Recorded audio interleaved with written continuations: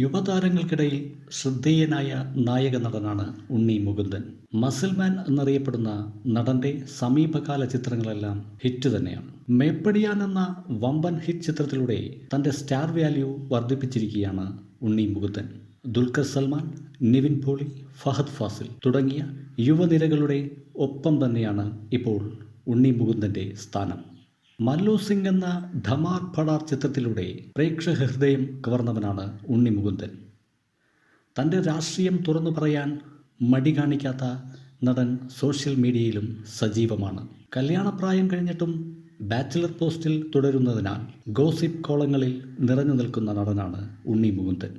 നിരവധി നടിമാർ ഉണ്ണി മുകുന്ദനെ പ്രപ്പോസ് ചെയ്തിട്ടും ഒന്നിനും റെസ്പോൺസ് ചെയ്യാതെ ബാച്ചിലർ പോസ്റ്റ് തുടർന്നു കൊണ്ടുപോവുകയാണ് ഉണ്ണി മുകുന്ദൻ.